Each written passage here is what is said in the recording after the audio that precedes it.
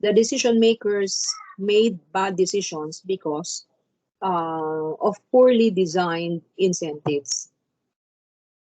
In order to analyze a decision-making problem, there are three questions to ask, such as who is making the decision, if he has enough information, and if he has enough incentives. It turned out that with those two given cases, um, the decision maker did not have enough incentives. In relation to the rational actor paradigm, it's concluded, no, in the ebook that self-interest leads to opportunistic behavior. By opportunistic behavior, it means that individuals pursue their selfish interests without regard for the organizational objectives. Therefore, the incentives must be designed in such a way that they are aligned with the organizational goals.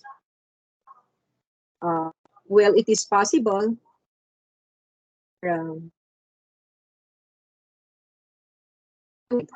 their self-interest pursue the organization.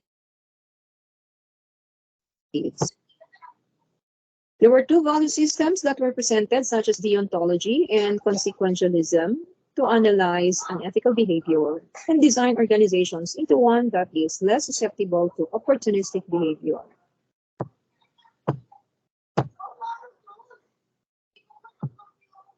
In summary, the firms should discourage bad decisions through incentives that are aligned with organizational goals. We took up the two business cases such as bidding at OBI and the National Auto Repair Shop as examples where bad decisions happen simply because of poorly designed incentives.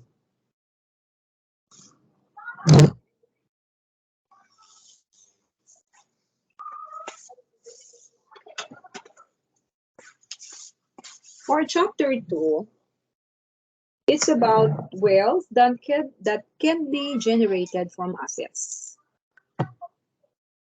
It focuses on how to exploit inefficiency. Inefficiency in terms of the use of assets as an opportunity to make money. So there's efficiency and inefficiency. So we need to explain, no, what do we mean by efficiency and what do we mean by asset.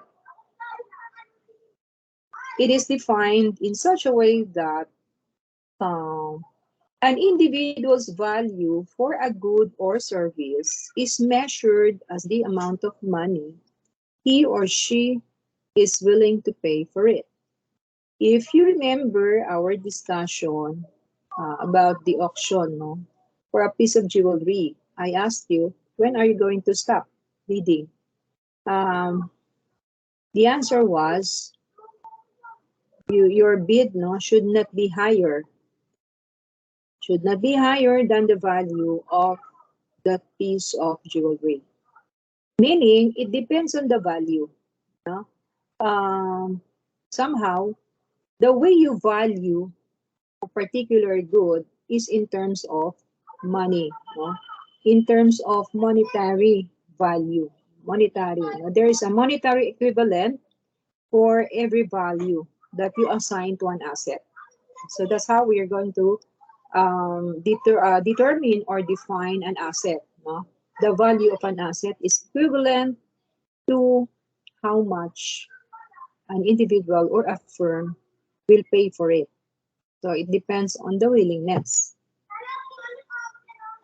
So how do we create wealth from assets? Wealth is created when assets are moved from lower to higher valued uses. So that's it, no? We need to make sure that our assets are being put into high value uses. What do we mean by that? When we have our assets produce higher values, no? Like when we produce goods that are that command a high price, what we say, tawag mo dyan yung high value goods, yan, high value goods, no? Or um, when you transfer, no, your investments from low yield to higher yielding, let's say, instruments or investments. Okay, another is, before we go on to capitalism, no, another way to transfer your assets, no, from lower to high valued uses, um, at the level of the individual, no, is to transfer or withdraw your deposits from your bank account, no, which is only earning, let's say, 2% interest rate, no, withdraw it and then on um, invest it on business opportunities, no, that gives you a higher yield for your money, like 10%, no, per annum. Okay, then capitalism creates wealth by letting people follow their self-interests. In a capitalist economy, people are allowed, it is protected, it is encouraged, no? People, individuals, no?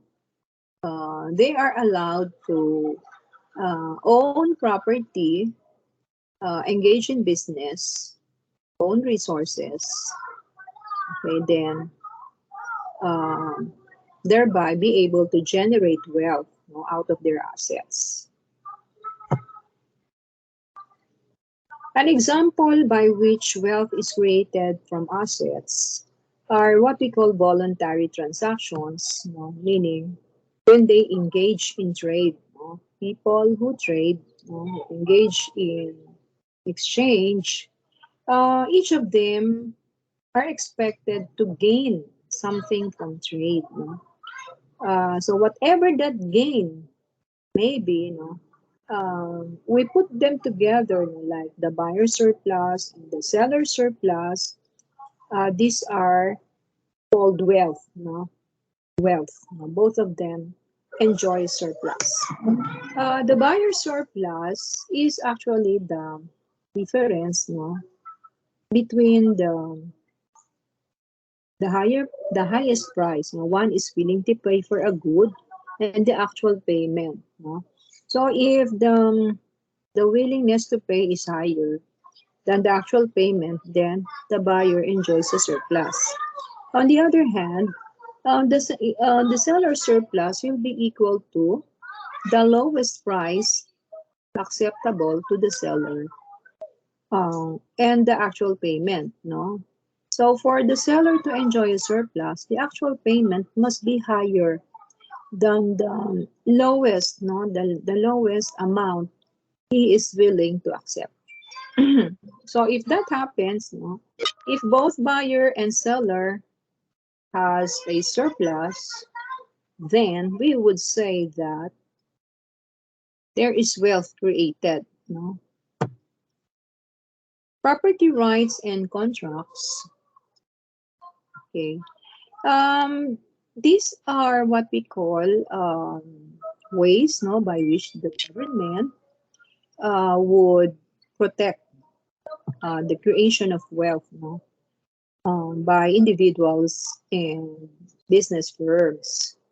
Property rights are evidenced by what we call titles, no, excuse me, like TCT, and I mean TCT, transfer certificate of title, CCT, meaning condominium certificate of title, your title to motorbike or motorcycle, no, protected by OR, certificate of registration, yung OR, yung official receipt, di ba? ORCR, and so with cars, no, or SUV that you own, protected by title, no? Tawag mo dyan, ORCR pa din. Okay. Then contracts like lease contract, venture, business venture agreements, um, ano ba? So similar, no? Other similar contracts, no? Deed of sale, uh, okay, yung mga leasehold, no? Contracts, no? Partnership, no? Contracts. So these are what do you call them? These are evidences, no? Um, of the government protecting assets, protecting the rights, no, of firms and individuals as they endeavor to produce wealth, no, out of their assets. Okay. So it has been the preceding slides, no, um, have been about how assets, how wealth, no, how wealth is created out of assets. That was moving assets from low value uses to high value uses. And if that happens, then there is efficiency. Now, the opposite of that is inefficiency.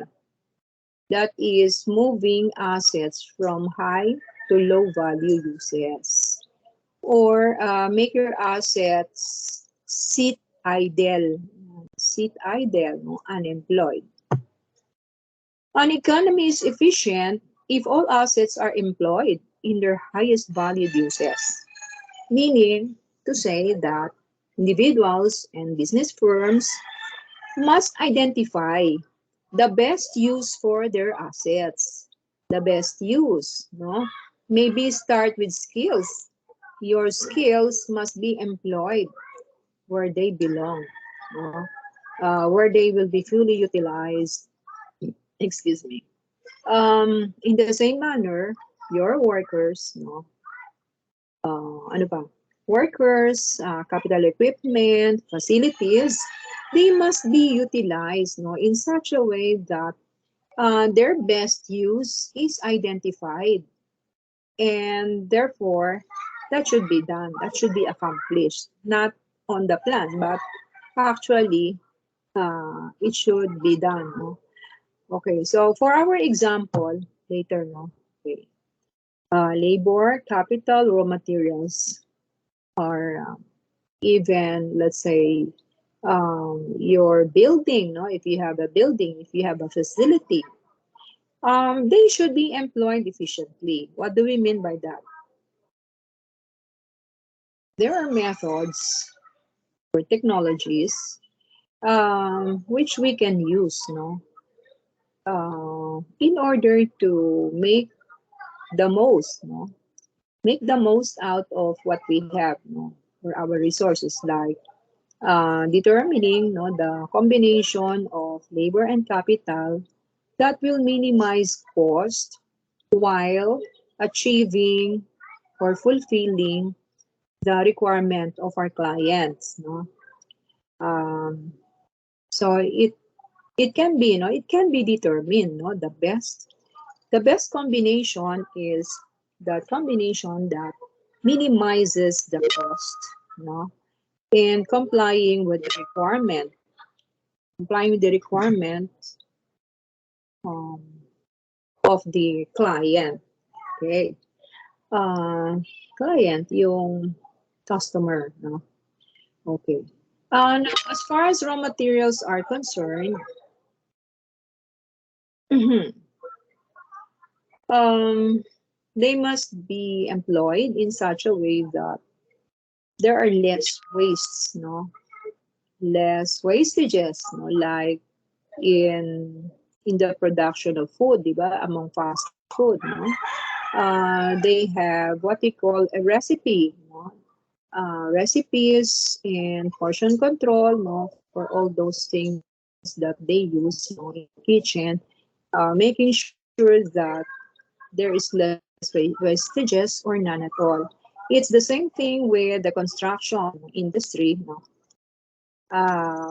Trying to make wiser use, no, of materials, hardware, no, making sure that there's no wastages, or at least the wastages are minimized.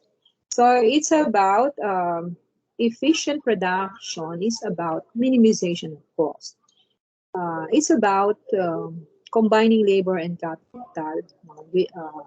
within the constraints of budget while um, increasing the output level, okay, uh, and with regard, of course, no, in compliance with the specifications of clients. Yan. Hindi yung minimize ka na minimize ng cost, no?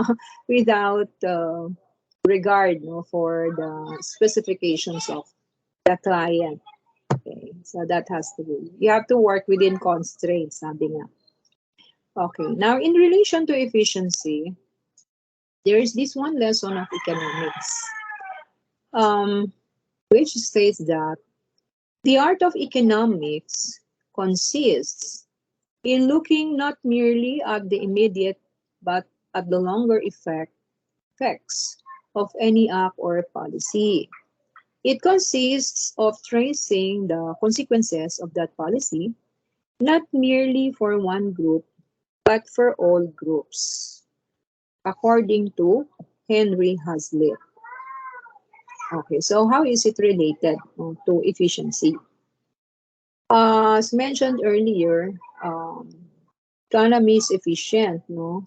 All assets are employed in their highest valued uses. So we're talking about the efficiency of the economy. Um, in relation to this, no, is looking at an act or a policy. We can call it economic policy. Okay? An economic policy is to be evaluated, no, by whether good or bad, no, by looking at the consequences. The consequences has two perspectives. No, the first perspective is about the impact in the immediate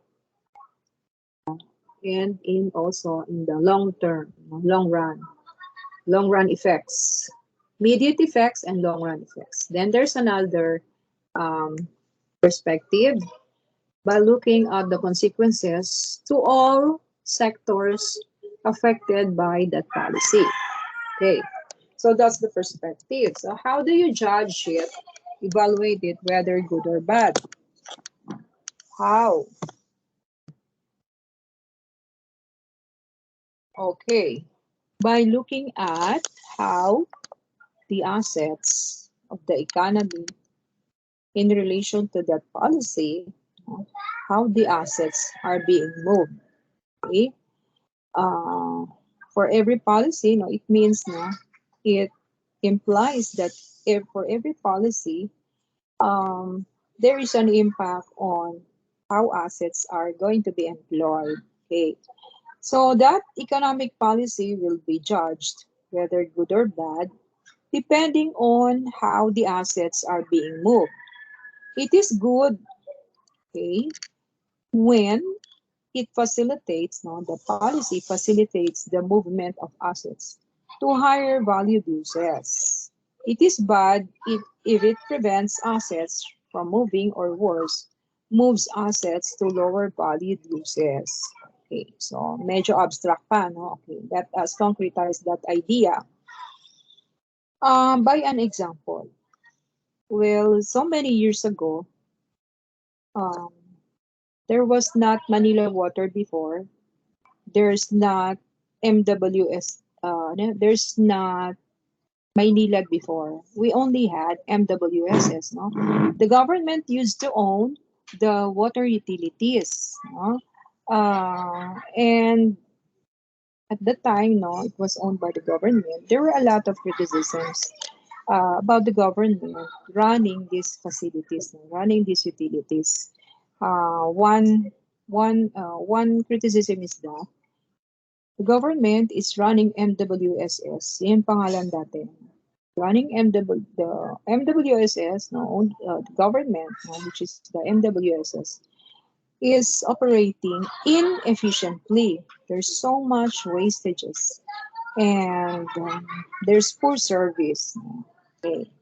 Um, And that paved the way for selling this government utility to a private firm, to private firms like, okay, now, that we have Maynilad owned by the, sino ba may-ari ng Maynilad ngayon? Pangilinan, no? Used to be Lopez's, diba? And then Manila Water being owned by the et.al group. Okay, so now, shall we say they're now being run efficiently? Did the government did it make a good decision? Kasi before, no, sabi nga, balik tayo. When the government, no, used to own it, there's a lot of wastages, inefficiency, no?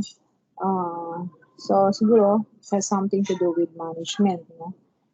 Okay, now, ano pa ba?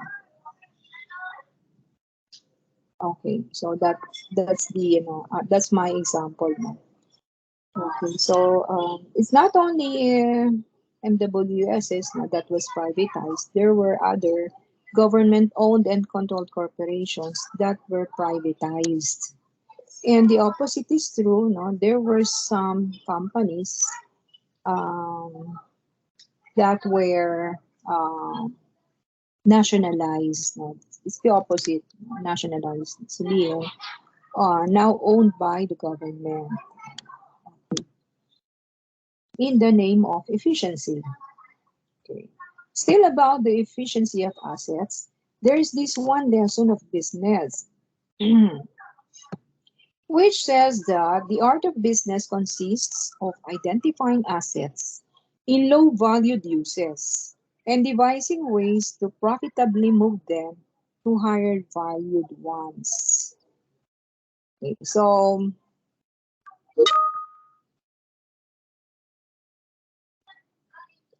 okay, sige. Ano ba yan? I get disturbed, may mga pumapasok na messages Mamaya na yung mga messages na yun. Okay, let me continue, no? Also, what do we mean by this? Well, it's the job of managers, really, no, to identify how the assets of the firm can be put into best use, no, best use. That's the reason why managers, no, um, plan, no, they plan regularly, is to strategize, no, and that would mean putting their assets into higher valued ones.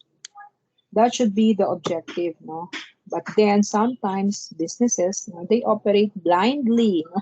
Forgetting about utilizing their assets to the best use. Okay, therefore leading to inefficiency, meaning if companies do not do, no, the one lesson of business, if they don't apply that, then there will be inefficiency. Okay, and that inefficiency will be found. No, somehow they will be discovered. No, companies being operated inefficiently, they will be discovered by other businesses. No, and that is exemplified by what we call acquisitions, diba? Acquisitions here and there. For a decade now, 2 decades now, we have seen companies being acquired by another one. A small one acquiring a bigger one, diba? So this could be one of the problems, no? Which lead to the downfall of companies, no, inefficiency. Okay. So, actually, no, there are entrepreneurs, no, not hindi bala nakapag-college, no, but they are quick to spot opportunities, no. They may not have a word for that opportunity, no. They may not know about inefficiency, but they have the instinct, no, to identify this inefficiency, even if they do not have a word for it. Okay, and so inefficiency presents, an opportunity for business to earn income, something to grow income out of scratch, like Um, where do they find it? No, the inefficiency can be found, no, uh, from a lot of assets, no, different assets like um, workers that are not well managed, skills that are untapped, um, pieces of land, tracts of land sitting idle, capital equipment that are not being used well, not producing low value products, facilities that are empty. Yeah, no, a lot of inefficiencies. No? Okay, for my example, concrete example, a 1,000 square meter lot, no, an empty yard, we can turn it into a parking lot. Okay, then we will earn, no, a lot of money out of that. No, you know for a fact, no, how much a parking fee is right now, di ba? 40 to 50 pesos, di ba? Flat rate. Okay, now, if our parking lot of 1,000 square meter could accommodate at least 100 vehicles per day at 50 pesos, no, per customer, then we'll be earning a minimum of 5,000 pesos a day. No? Multiply that by 30 days. Magkano yon? 5,000 times 30. No? So, kayo na mag-compute. No? And then, with that, maybe we could accumulate now our monthly income, no? And then within a few years, maybe we could build, no, a tower, no, a condominium, no? Well, depending on the location, of course. No, you have to consider the location of this lot. No, if it's located amidst a business district, then wow, that will be a profitable, no, structure to build condominium. Okay, then we could have another example, no, like a large antique house, which can be renovated into a themed restaurant. No, like some houses, diba, along San Miguel, dyan sa San Miguel area, no? It's near Malacanang. Some of these antique houses, Spanish American houses, have been turned into historical restaurants. No? It's becoming trendy nowadays. No? Yeah, becoming more and more, no, attractive to local and foreign tourists alike. No? Restaurants with a touch of history. Sa Ilocos marami din daw ganyan, mga antique houses na ginawang restaurants. Okay, how about you? Can you think of something else regarding idle assets that can be converted into opportunities? Ano ba kayong gustong i-share? I'm inviting some business ideas, no, out of scratch. Meron ba? Oh, sige. Well, we can think about it, no? Baka pwede nyo nang simulan yan, no? Opportunity, income earning opportunities. Okay, then let's move on. A well-designed organization rewards employees who identify and consummate profitable transactions or who stop unprofitable ones. Okay. Examples na. We have marketing companies, no? Other companies who are into selling real estate projects, real estate properties, no, insurance companies um, who constantly reward their employees, no? Even to the extent of training, no? Those with potentials that train them to be able to spot, no, clients, no, prospective potential clients who can be turned into which can be turned, of course, clients which can be turned into income, no, income for the company. No? As a matter of fact, they hold recognition, and they give incentive packages, no, to their personnel who are able to um, produce wealth for the organization. Okay, then there's also this. Companies also have the ability to identify employees who are not contributing to the income of the company, no? Or those who are wasting, no, company resources. But that's the job of the human resource department.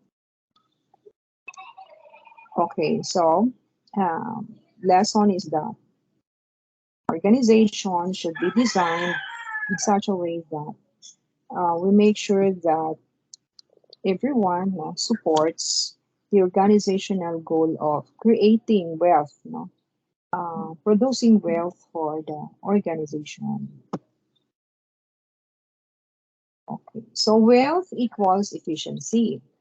Assets produce wealth, which means efficiency. Okay, there are transactions that create wealth, which implies that there are transactions that do not create wealth. And there are even transactions that waste wealth or destroy wealth. Okay, so what are these? Okay, we have the list of voluntary transactions. What do we mean by these transactions? Exchange, no? Exchange of goods, exchange of services. No? We have buyers and sellers. No? Then there are firms that move their assets to higher valued uses, like timeshare in Fontana or in golf courses. No? May mga membership. They run into millions, alam niyo ba, di ba? Yung mga membership na yan, no? They run into millions per membership. People. Now, if they're not earning much, then they could decide, no, to transfer their investments, no, and sell their shares, and then invest, no, on higher yielding products, or put them in stocks, di ba? Or invest in another company as a partner. Okay, another transaction that create wealth are company transactions. These are companies involved in manufacturing, in production of goods and services, companies who operate uh, mga retail shops, no? Um, there's a lot of them, no? And all of these, no, we would say that they produce wealth, okay?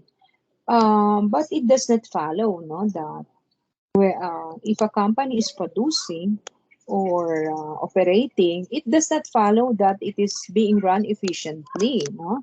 But we would say that they are that they are producing wealth, or they're being efficient if they are employing their assets uh, in a way that produce, no, um, higher values. Okay, making sure that their assets are being utilized to the fullest, that they are being employed using methods that are more efficient. Governments enforcing property rights and contracts included here, no? Um, because the government has this, no, support system. It supports, no, through its legal mechanisms that facilitate voluntary transactions. That's why the permits and licensing offices, no, of LGUs, they are seen to facilitate. They should facilitate, no, voluntary transactions. Okay, by the way, property rights um, we have it has the intention of tawag mo dyan, um, enforcing or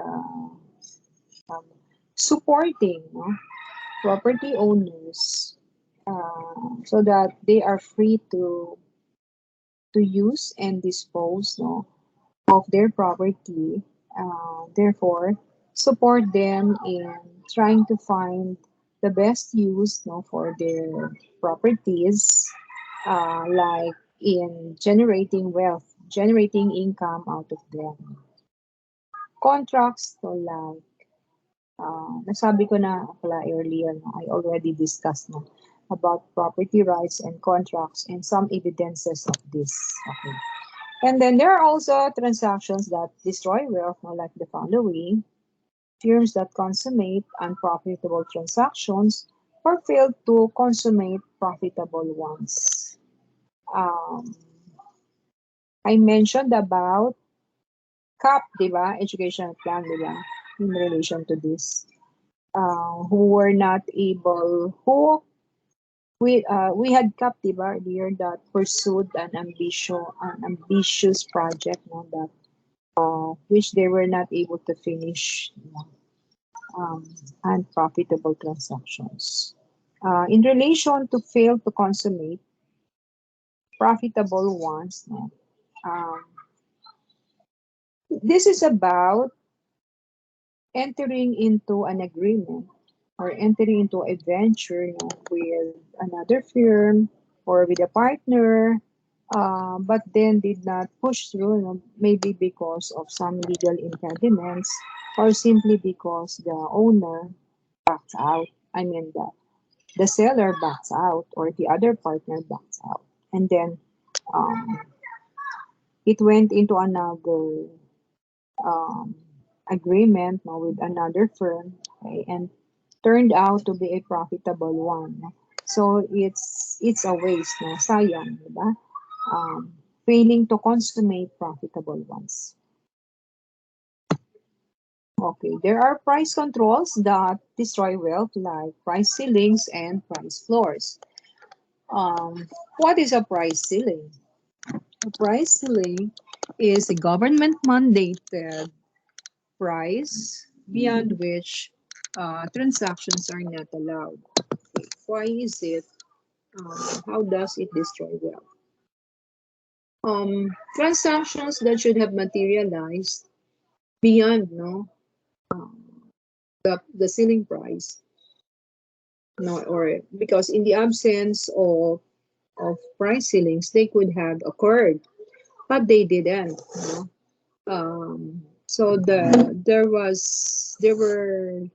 lost income, no, income that should have been earned, that should have gone to sellers, and benefits that could have gone to the buyers, no, they did not materialize. So that represent um, wealth, no, that has been destroyed. On the other hand, a price floor is a government mandated price below which transactions are not allowed, no, they are illegal. Therefore, they will not occur. If they do, they will occur in the black market. Okay. Now, the point is that if there is no price control, no, like price floor, then there could have been transactions, no, at prices lower. Um, then there could have been wealth creation, but they did not materialize, no, because of these price controls. Okay, then we also have taxes, no, um, which has the desirable objective of raising revenues for the government and also to support the bureaucracy and of course to support, no, services, deliver services to the people. But it has an undesirable consequence, which is raising, no, the cost of goods. The cost of goods translate into prices. And with high prices, many people are discouraged from buying them. Okay. Therefore, there are transactions that did not materialize because of these high prices due to taxes. And then there are also situations wherein goods that should have been imported, gifts that should have you should have received, um, they don't happen, no, because of the high taxes. Um, so it's a disincentive, no, taxes. No? Disincentive for people to engage in transactions. Um, um, okay, so much for taxes. Um, disincentive to people. No? Yun nga, iniisip ko pala yung income, no? With individual income tax, di ba? When you know that the government imposes, no, higher tax rates for higher income, no, higher income, okay, then does not give you more incentive to work harder, because the harder you work, no, the higher the taxes are imposed, no, on your income. So sabi nga, it's a disincentive. It's the same thing with higher taxes on goods. But of course, there are some advantages to that. But we're focusing on efficiency. Okay. Now, how about subsidies? No, how do they destroy wealth? Subsidies like